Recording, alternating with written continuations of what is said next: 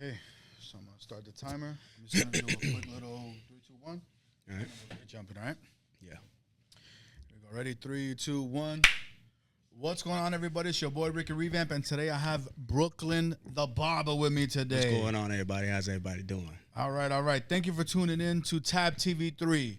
Talk about the barber business. This is beyond just the barber business. We're talking about just everything in barbering, everything in the industry, everything that's going on.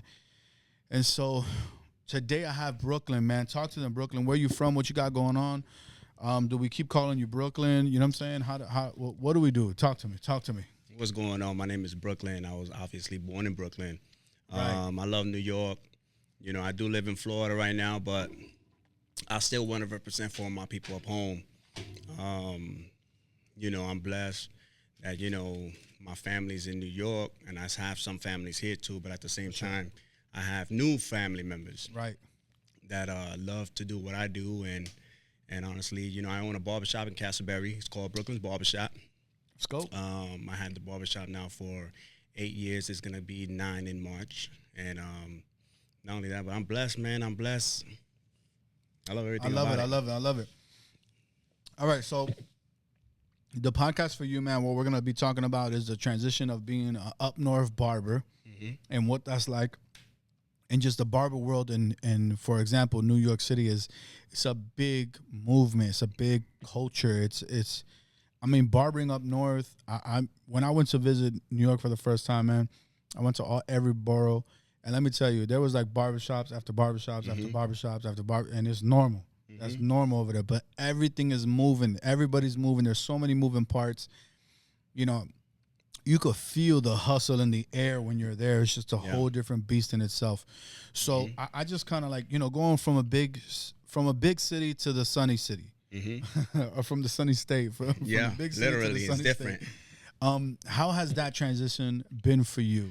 Just as a barber, we'll get into the ownership and all that, but as a barber, talk to As him. far as the barbershop thing goes, you know, like you were talking about the hustle is definitely different in New York than it is in Florida. A lot of people in Florida are more laid back. Right. You know, in New York, is everything's all moving. Everybody's moving around. Everybody's always trying to do something.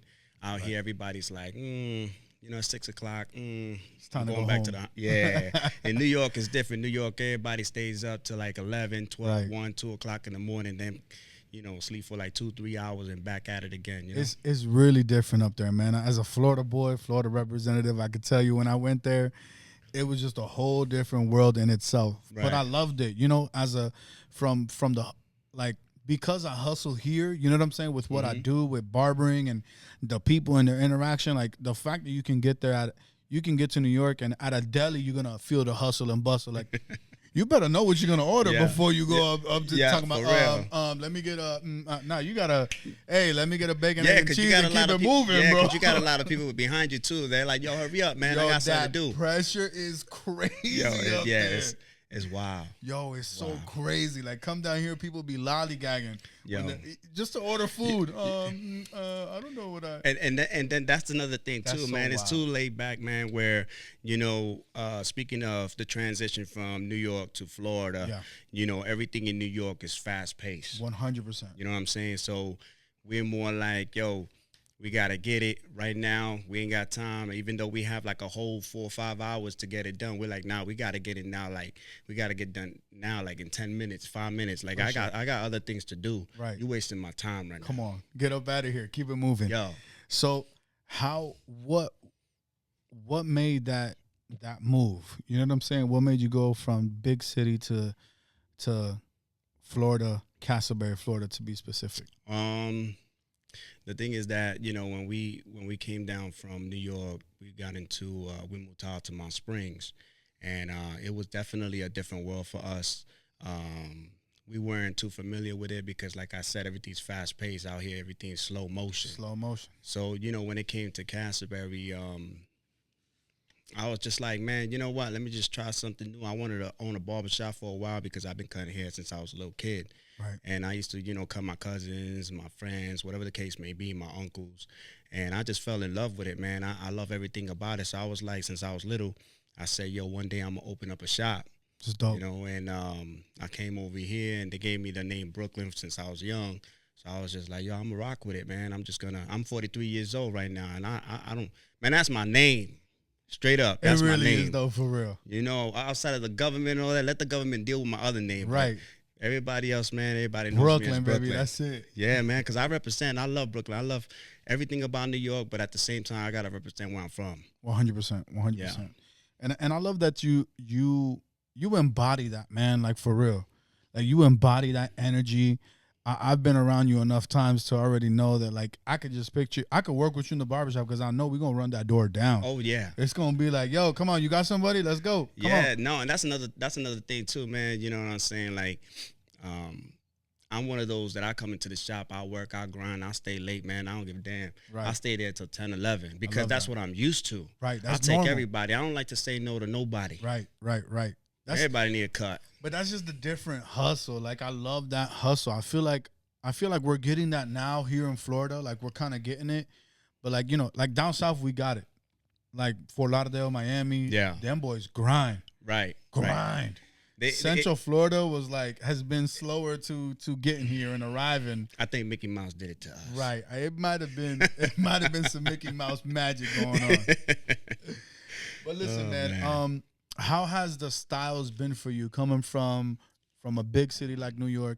Everybody in New York's got a very unique way of style and fashion and dressing and all of that. How has that been bringing that flavor to Florida and kind of introducing that flavor? Has there been resistance, or has there been more of like people just saying, oh man, you from New York too? Like, I love that. Like, has there been better connection for you going that route? Yeah, I ain't gonna lie, man. When it comes from, like, you know, because Florida is like a state where everybody goes on vacation. Everybody wants to go to Universal and Disney and stuff like that. So, you know, the people, when they move from up north down here and they go into a barbershop, they can already know off rip, like, who's from up top and who's not by 100%. The way they speak. You know, how they welcome them. Like, hey, what's goody? You know, there's some little words that people use from up north that people don't in the South don't use. Right. So right off the back, just that alone, people feel comfortable. They're like, oh, wow, you from there? Where, right. You from up top? Then the conversation just, and after that, they become family. They're like, nah, I'm going to go see my boy.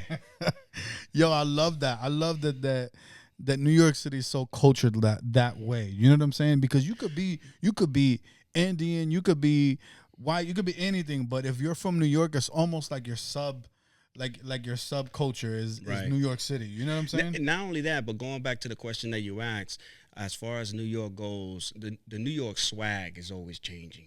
100%. No matter what, it don't matter. Like, you can have a big beard and all of a sudden, boom, somebody will change it up and do something crazy with their beard and make you want to be like, I want my beard just like that. So as a barber in New York or up top, just in general, because you got Connecticut, Boston, Jersey, you got a lot of, you know, up north states that are kind of similar to New York. 100%. The style is crazy. And, you know, you got to just keep up with everything. You can't be left behind. That's why New York, I love New York the way it is, because everybody's always constantly moving and changing. Right. So, you know, that bringing that same energy to Florida, you know, and using it, a lot of people are like, dang, I like that. Right. I like how they connect with that right away. Yeah, like, I like how you did the style. I like how you know, so I don't know. For me, I love it. That's dope. I love that for you. How do you feel as far as pricing goes? From New York City to Florida, especially now, I feel like Florida has definitely stepped up on their pricing. Mm-hmm. I feel like we were kind of left behind for a hot minute, but now we're damn near competitive with LA, New York City, like big towns. You know, Miami's got its own thing going on, right? But I'm saying like the rest of Florida, because Florida's more than just Miami, guys. In case y'all didn't know, right. I just think that, you know, us barbers, I'm gonna speak at us as a whole, right? We've been charging pennies for years, and a lot of us are really good at what we do. Right. And at the end of the day, man, yo, listen, man, I got bills to pay. Right. The same way everybody else got bills to pay, we got bills too. For sure. You know, and some people, they feel like, nah, man, you should still be charging $10. But at the end of the day, it's like, yo, my man, $10 sounds crazy. That's crazy. Sounds crazy. Yo, Ricky, at the end of the day, like, I got a car payment, I got a mortgage, I got, you know, there's some people that, you know, have to have roommates. But hey, man, I'm in business to make money. You know what I'm saying? Some people want to live on their own and walk around naked. You know what I'm saying? They don't want roommates everywhere. Like, yo, hold up, man. I gotta go get the towels in the dryer. Hey, hold on. We gotta pause this real quick.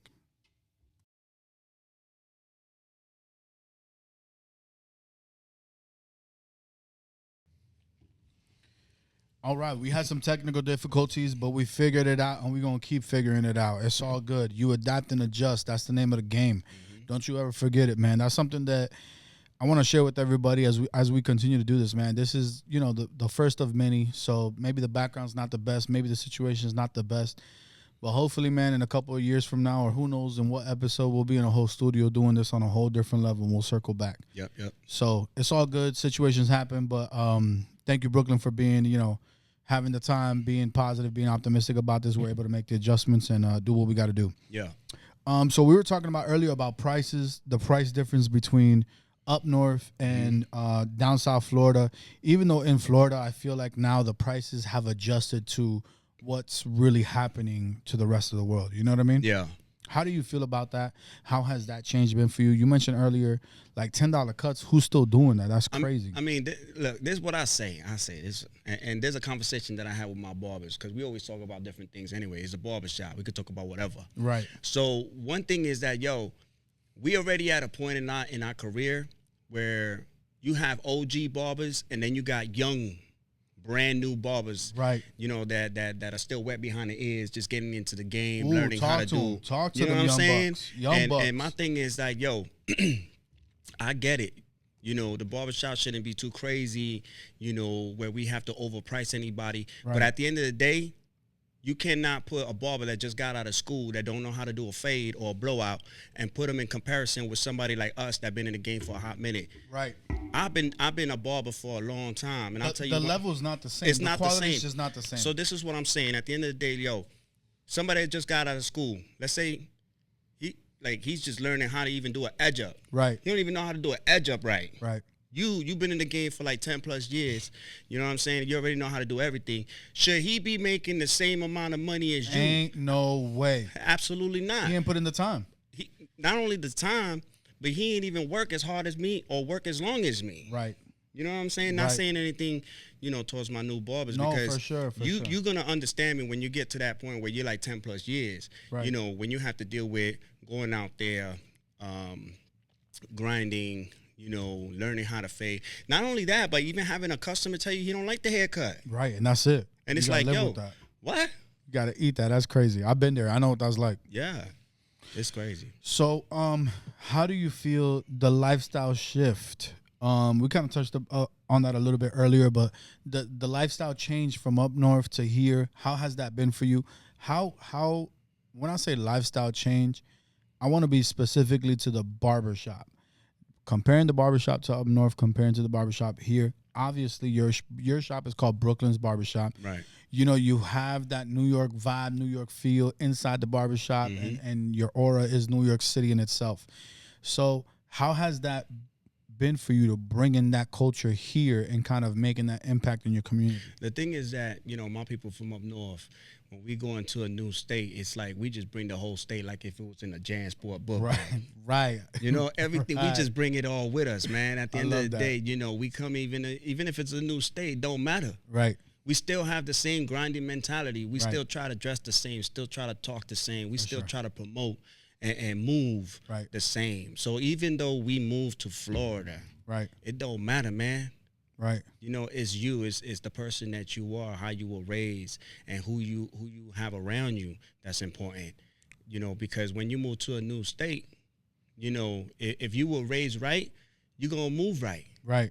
If you were raised wrong, you're going to be lost in the sauce. Lost in the sauce. Yeah, you're going to be lost. Right. So, how was it for your licensing, permitting? How was that for you coming from New York to Florida? Was that an issue for you? I couldn't stand it. Right. I couldn't stand it. Talk to me. Listen, man, how you gonna tell me that I need paperwork in order to cut hair? Right. What's wrong with you? I bring that up because, I'm a Florida barber, Florida representative out here. New York City representative. What's crazy is how, like, up north, if you want to cut hair, you just cut hair. That's it. You just find a dude that knows how to cut hair and be like, yo, teach me how to cut hair, right? That's good. But here, you need permitting for everything in the world. it's crazy. Florida has the most amount of restrictions I think I've ever seen. But that's a whole nother subject in itself. What I'm saying is, how was it getting your barber's license here in Florida? Was that a mission? What details can you share with us about that? And how was that experience for you? It's more, listen, when it comes to like the Florida barber's license and all that, you know, shout out to all my schools, first of all, because I'm about to say love y'all. No, we love y'all. I love all my barber and schools. cosmetology schools out here, man. Talk to them. Yo, I love you guys, first of all. Right. But yo, I'm gonna keep it thorough. Wow. A whole wow. I'm gonna keep it thorough. You ready? Right. They ain't showing you how to cut hair, B. Yo, it's crazy. Yo, they ain't showing you how to cut hair. Right. Yo, listen, man. They really just trying to push the envelope for you to get your license so you can start get cutting that paperwork, hair. When you really start learning how to cut hair? When you at the shop. 100. When you at the shop, because you know what? Even though if you think you the best of the best, when you start seeing that barber in that barber shop, that pressure's different. It's like, yo. I used to be the best barber in my garage. I promise. I was the best barber in my garage. Like, yo. And then I came to a barbershop. I was like, yo. I'm telling you. Trash. Yo, Ricky. That bucket does wonders. It was straight so up. bad, when you have to put somebody on a bucket and cut their hair. Right. You the man. Ain't nobody can touch me. Straight up. Get into a barbershop though. Ugly. Oof. Ooh. They were like, yo. Yo, I'm gonna share this. Listen, I was in a Dominican barbershop. Dime a ver. And them boys was from Jersey, Connecticut, New York City, and here I am, Florida Ricky, right? Thinking I got the juice. Them boys was slicing and fast. I'm talking about, man, these barbers were fast. Bro, there was this one guy, his name is Salomon, man. He would cut people. He's from Connecticut. I don't know what part, but I know he's from Connecticut. Yo, this man would cut people, bro, no lie. Full haircut, beard, eyebrows, hasta una toalla, bro. Craziness. Fast. 35 minutes, 40 max. I'm talking about cashed out, get out of my chair, I got somebody else coming. It was crazy. Yo, I'll tell you what. Had me sick. I'm sick just hearing it. I'm sick just hearing it, because at the end of the day, you know what I'm saying, those are little things. And it's the little things, too, man, that a lot of people don't pay attention to, man. It was crazy. You know, when you grab that customer and you got that island boy that come through. Right. You know, remember, he ain't got nothing. Nothing. He's hungrier than anything else. He's gonna cut throat. He's that door up. He's waiting for them outside. He's in the bush. Yo, there was this dude would be on the phone outside. Always on the phone outside. He was never on the phone. Never. He was hooking and booking at the door. And if you're not careful, he's gonna grab everything. Eating that door up. Bro, he'll know you. He'll know that you're in the shop, and he'll tell your customer you're not at the shop. Right. He left for the day. He went to the bathroom. Ooh, he don't work here no more. No more. And next thing you know, you see Fulano in the back. Hey, Dime. Yo, what's goody, man? You trying to take my custody? What's popping? Bugging. Yo, that's so real. The pressure's mad different, bro. It's definitely different. It's mad different. But anyways, how was it for you? We love the schools. How was it for you with your licensing and all that? Was there any friction?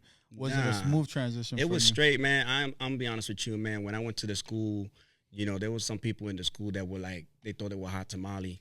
But, you know, I kept it real humble, because I already knew what I went in there for. Right. The state of Florida, they ask you to get a license, paperwork. You know, they don't even care if you could cut hair or not. They just want to see that paper. So when I went into the school, it's a money thing for them. Right. That's exactly what it is. It's all about money. But for me, it was more than money. It was about building something with people, man. Because I'm gonna be honest with you, this is outside of your questions, real quick. I know we. It's all good. It's all good. Real fast. But my mom, you know, and my stepdad, they used to work in a homeless shelter. Wow. You know what I'm saying? And they were always giving and helping homeless. They would go out. They would look for homeless people and take them to the shelter and help them out. You know what I'm saying? A lot of people don't know. And you know what? This is the first time I'm ever going to say that nobody knows this about me. That's crazy. You know what I'm saying, Ricky? This podcast right here. Come on, this one got deep. This one got deep, y'all. It's real deep, man. Listen, the reason why I am the way I am and why I want to help people is because there's a lot of people out there that are hungry. Right. A lot of people need help. And, you know, with them, you know, helping those people. I heard you talking about this earlier, how you wanted to do, you know, something for Thanksgiving for the people, for like 5 people, right? Right. You want to hear something crazy? Talk to me. All right, because in New York, they used to have this place, right, this huge-ass building full of homeless people and a lot of people that needed help. Right. They started a program. My mom and them, they started a program that was called the Box of Love. Wow. Now, the box of love, we did it at Brooklyn's Barbershop one time. And what it is we had a bunch of cards, Publix cards. And in the Publix cards, you could use that to redeem your turkey. Wow. Yeah. That's so every dope, customer man. that That's will what I'm come in, talking they will get a haircut, they'll get a box of love, and the box will consist of canned goods. It will have stuffing, it will have different stuff in there, and then they'll have that card. Right. So they take it to Publix. That's how you get your turkey. Your turkey's not in the box because it'll go bad. Right. Excuse me. I love that. Yeah, no, wow, I mean, what a great idea, man. I mean, that's really connecting with the community. That's giving back. That's like, man, that's the stuff that I like. And you know what, too, Ricky, just to cut you, my bad to cut you off, sure. but you know, this is why I am the way I am. This is why I'm so passionate about barbering. This is why I'm so passionate about, because I'm gonna be honest with you, man. I know there's gonna be a lot of barbers looking at this, but pay attention to me real quick, man. Come on. Stop always thinking about the money, man. You know what I'm saying? Because there's people that are walking to your shop and they might not have no money, and all they need is just a fresh fade. But you don't know how far that fade can go, man. It can bring you a lot of people, and even if it doesn't bring you people, man, God will open up doors for you. Just because you help that one dude, you know, with a haircut. It could be simple as that. Some people, they think about, I got rent, I gotta pay this, I gotta pay my chair. Right. But yo, God's watching you. Right. At the end of the day. There's a balance to that, right? I'm not saying we're gonna be giving out haircuts for free left and right. Right. But what we are saying is that you're a pillar to the community. You gotta help these people out, man. Not everybody got it figured out. Right. And so you gotta have enough discernment to see, yo, this dude is lost in the sauce right now. Mm-hmm. He's trying to get a job. He's trying to get an interview. Let me go ahead and bless him with a free haircut. Get him right. So that when he gets up out of here, hey, man, he looks good. Yeah. He looks presentable. He looks professional. And I'm a part of that opportunity for his life. Right. You know, and it's just like the movie The Barbershop. Remember when Ice Cube had to cut that dude's hair, he ran off? Ran out of there. But what happened at the end? Came back. He had a job. Blessed him. You know what I'm saying? And what did he do? He didn't even take the money. He didn't. Because it's not about the money, man. It's the principle. It's about the money, but at the end of the day, it's not really about the money. Right. You know, it's about helping people out, man. But that's why I brought that story up, man, because, you know, I love everybody, man. That's dope, man. I love that. I love, you know, what's one thing I can tell you, bro, is that I've always seen that in your heart, man, and just in your character as a person, man. I've seen that you just genuinely want to connect with people. Mm-hmm. You genuinely want to be impactful in people's lives, and I really see that, man, and that goes a long way, man. Yeah, for real. Describe to me the culture and the atmosphere of your barbershop. If I'm not from New York City, I've never been to New York City, what do I expect when I walk into Brooklyn's barbershop? How is Brooklyn gonna greet me? What does that look like? Talk to me. Yo, there's this one thing. At the shop, the way me. Yeah. That's not even including my barbers. When we get in the mix of conversations, we loud. Right. So when you coming in, we saluting you, obviously. Hey, good morning, or good afternoon, or how you doing? Da, da, da, da.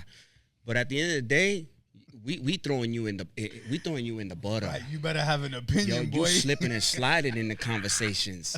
You heard? I love that. Yo, listen, even if you one of them dudes that it's like, nah, I'm having a bad day. Yo, before you leave the shop, you're gonna be our boy. 100%. We ain't got no basements in Florida, but you're going to feel like you in the basement when you're at Brooklyn's Barbershop. I love that. I love that. Yo. The raw culture. Listen. Raw. A veces la gente te tiene que dar una bofetada para que... Antes de darte abrazo, you know what I'm saying? Like, yo, pa, you know, but I love you. You know, and that's really what it is, man. Sometimes... Well, for me, I love to embrace everybody with love at the end of the day, because you just never know what people are going through on their daily basis. You know? Right. And you bring big energy, and I think that like more barbershops need that, man. That big energy. You know what I'm saying? You at least need 1 or 2 or 3 guys that bring in that you know what I'm saying? That raw. And I don't want to say that it's not raw like oof, like beef friction. Right. No, I'm saying it's more like, just, yo, what's going on, man? Like, what's popping? Who saw that game last night? Yeah. You seen how LeBron, whoop, whoop, whoop? Like, you got to have those type of arguments, because that's what makes a barbershop a barbershop. Exactly. And we can't shy away from that. I understand, we want to be corporate. We want to put it together. We want to look professional. All of that's great. But there ain't nothing better than to be a guy at a barbershop arguing about your favorite basketball player and why. Yeah, and you know what? I'm gonna be honest with you, man. The only reason why you got them people hanging around the shop that don't want to leave is because you make them feel comfortable. Right. You know, people. If people are uncomfortable, like this podcast right now, if this is uncomfortable, I'm out. I'm out. I'm leaving it just like this, Straight like that. but I'm comfortable. You know, Right. you're my people. So I love that. people like that, man. In the barbershops, man. That's it. That's it. Okay. How do you feel about social media? How has social media been impactful for you and your business? You know, where do you stand with social media, man? I know there's a lot of weird stuff sometimes going on the social. Yeah. Talk to me, man. How has it been for you? How's it been for your business? How's it been for you as a brand? The way I see it with social media is, first of all, I gotta say this. I gotta let it be known. Talk to him. First of all, if you're a barber or a business owner, okay, business owners will have the majority on their page would be a mix between barbers and customers, right? Right. But more barbers, because whenever we have to put a not hiring or a chair available, guess who we trying to target? Right. Barbers. Right. All right. Now you as a barber, you don't need 100,000 followers and then be all barbers. Right. Who you hiring? Right. You're not hiring nobody. What are we doing? Exactly. So for me, when it comes to social media, I see it like veins. It comes in and then it spreads like a tree, right? Right. So when it comes to social media, you got to understand that you are free to use all your social media platforms, not just one. Right. A lot of people only use one. No, use everything. Use TikTok, Snapchat, Facebook, YouTube, whatever, YouTube. Use all your platforms, because at the end of the day, you don't know where that customer is going to come from. Right. You may use Instagram, and Fulano's using TikTok, and all of a sudden Fulano's full, and you're like, yo, how is it possible? Well, Fulano is doing hashtags. He's at people. He's this and that and the third. You know what I'm saying? And he's bringing a bunch of people on all platforms. Right. You just using one, and you mad. Right. Right. Use all of your resources. Use it all. Tap in. Yo, it's free. Ricky, it's free. It's crazy, man. Remember when we used to have to go print out business cards and hand them out one by one, person to person, hoping that they would come to the barbershop? I know people still get mad when you give them a card and throw it away in your face. Like, get out of here. Get out of here. I already got a barber. Like, yo. Hey, yo, I know your barber go on vacation. Right, I know he might be sick. You could use me, too. Right, I'm here. You don't even know how I cut hair. You didn't even look. You just threw my card away. You wild for that. I picked my card up again, man. I'll get to somebody else. I'm going to clean off my card, man. Don't worry. Somebody else going to need it. And it's raining outside. Hater. Nah, I'm playing. All right, but yeah, social media. Yeah, definitely use social media, man. It's good. In the business, I use it all the time. All the time. How has it been for you in Florida? Tell me a little bit about from starting to where you're at now. Because you're doing good, you own a barbershop, you know what I'm saying, and you started from nothing to something. So tell us a little bit about that and how has that been for you? I mean, as far as owning a barbershop, it's been very challenging for me. Especially I speak for all the barbershop owners and salon owners. You know, number one thing is that when we hire a barber, you know, we start going out, you know, we interact with each other in the barbershop. Right. They become family. Right. And it's terrible for us. It breaks our heart when a barber leaves. You know, even if he's like gonna do better for himself, it's cool. Right. I applaud you. I back you up all day. Right. It's a bittersweet. It's a bittersweet moment. Man, because you know you get connected to that barber, and Right. that barber becomes like your brother. Right. You know, your sister, and it's like, damn, now I gotta go get somebody. Right. And sometimes it's hard to get a good barber or stylist. You know, out of like 10 people walk in, and you might find like 2 or 3 that are good. The rest is like, right. If you're lucky. Like, man, I don't even know if I want to be on this block no more. Right.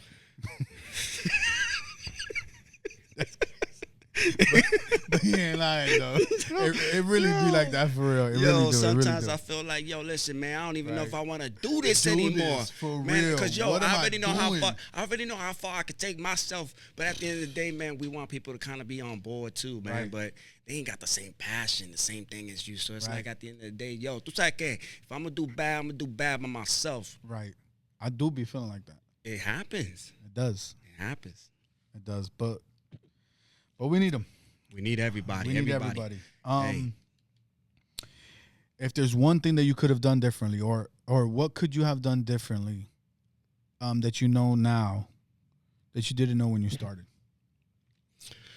From coming to New York to Florida, or from New York coming to Florida, opening up your own barbershop, your barber career, what could you have done differently? I think one thing that I should have done that I know now that I would have done back then is kind of like what I'm doing now, as far as, you know, interacting not just with the community, but going to these barber events and battling and you know, putting events together and stuff like that. Because it's not like I'm just now targeting just customers. Right. Now I'm targeting everybody as a whole. Right. And, you know, even though I could be talking to another barber, you know, I could be talking to like somebody that can probably be putting up his own event. Right. Or maybe needs the guidance on how to win a trophy. Come on. Or something, you know. So definitely what I know now, if I could use it back then or change, man, I probably would have done that. Like just not just target customers, I'll target everybody as a whole. Because back then, I'm gonna be honest with you, we didn't have this situation where it was like we trying to love on the next barber or barbershop. Right. It was really beef. It was like, yo, this is my block. It was really beef. Yo, this is my block. Yo, you going over there to get a cut? Nah. Word? Nah. Yo, nah. You ain't coming to this shop no more. Right, you dead to me. Low key, there was a season, bro, where it was really like that, for real. Like clients, like it was real life beef at one point. Like I remember running into shop owners, and like at Walmart, Target, restaurant, whatever, they was sizing me up like yo, you ready for some smoke type. Like that's the energy that it felt like. Listen, when you see a Brooklyn barbershop, or you see a revamped barbershop, or you see Clippers barbershop, any barbershop, if I'm at Walmart, hey yo, be on the next aisle. You heard? Right. Don't be on the same aisle as me. Because if I see you if I see you talking to a customer, as soon as you done with him, I'm giving him a card. Right. Don't worry about him. Here's my card. Just like that. That's what it was. But now it's different. Now we like, yo. But it was still kind of respectful, though. You know what I'm saying? It was, but not up north. Right. That's Florida. We had that. There was some boundaries in Florida.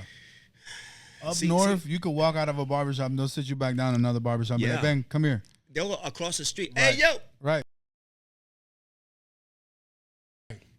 I'm that dude. This what happened back in the day. Right. You just call homeboy up. You're on vacation. You're on a We're cruise. changed people, but yo, yeah, we different. We different. Right. We don't do this. But yo, your same customer that you cut last week will sit in my chair, right? 100%. This week, and I'll be like, yo, Ricky messed up your edge up. Yo, your shape up is gone. El diablo. What do you want me to do? You want me to fix it or put it where he left it? I'm gonna do whatever. I'll push it back if you want me to push it back. Because if that's how you like it and that's what your barber do, that's on you. But if you want me to fix it and put it where it needs to go, I'll do that. That's what they used to do back in the day, Ricky. They used to do that. They used to be like, yo just to keep the customer. Right. That causes friction. We ain't trying to do that no more. It was rough though back then. It was crazy. It was hella different. But that's why we're trying to change it up now, man. We're trying to unite everybody together. So therefore, like, you know, one thing that I'm trying to do now is, like, let's say if I post, you my mans, right? Right. If I post that I'm hiring, I want you to feel free to send me somebody if you booked up 100%. over here. Why you not sending me nobody? 100%. That's how I say it. That's how I feel. That's why we're trying to unite everybody to where it's like. Right, and as owners, we should be doing that. You know what I'm saying? Because if you got a bad apple, I don't want you to send your bad apple my way. Although some people do. Nah, I don't do that. So in my head, like if you hit me up and you're like, yo, bro, Pablito used to work with you. What's going on? Man, listen, Pablito is nuts, bro. Yo. He's a drug addict. He be all over the place. That's a F barber. Do not hire him. Keep it moving. I'm going to keep it one tawa with you. Uh-huh. Now, I've had other barbershop owners call me because to tell me revolutions of what they got going on with the barber. Right. Nah, that's different. Don't put your personal drama. If I'm calling you and I'm asking you, hey, how is he as a barber? And you tell me, yo, he paid my rent on time every time. Mm-hmm. He took care of his clients and he took care of walk-ins and he's good with the schedule. He do what he got to do. Mm-hmm. Okay, bet. On a personal note, though, he did this and this and this and this. Okay, bet. Let me be the judge of that. Right. Don't lead with the personal information first and then tell me, Yeah, but you know, siempre me paga la renta. Like, okay, and like now you're gonna poison my boys. You know what I'm saying? Like in my perspective, I wouldn't want to hire him after you told me all the drama. That's the stuff that just be weird. I'll tell you. Weird to me. Listen, this is why we're trying to be cool with all the barbershops and customers as well, because at the end of the day, we want everybody to flourish. Right. We want the water to flow right. Right. You know what I'm saying? And my thing is, we look out for each other. We're supposed to be family. That's why we're trying to change up the game now, because 100%. We're not trying to do that 1980, 1990, early 2000s. Nah, man. Listen, I ain't got no chairs available, but check this out, man. My boy Ricky hiring right now. He got 2 chairs. Dale pa' allá. Right. Why not? Why not? That's how it should be. Absolutely. Right. And I think what we've been doing, the shows, the events, connecting, has helped a lot. Absolutely. It's made some changes, for sure. Yes. And I could see the next 5 years are going to be a bigger, tighter barber community. Yeah. Yeah, for real. It's not only does it bring the people together, but a lot of these barber events, man, you as a barber, if you want to compete, it'll push you to that point where you ain't got no choice but to bring it, brother. Right. Right. You either bring it, right, or don't even sign don't up. Don't waste $100. Right. Don't waste, because some of them are expensive now. Put your clippers away. You're not borrowing my clippers. No. By now. Sound crazy. Yo. I'm not with none of Especially if you drop it. Right. Then what? It costs a lot of money, B. These clippers are getting out of pocket. They're getting out of pocket. Yo, for real. 200 and something? Nah, they bugging. They wilding. The tickets is up there now.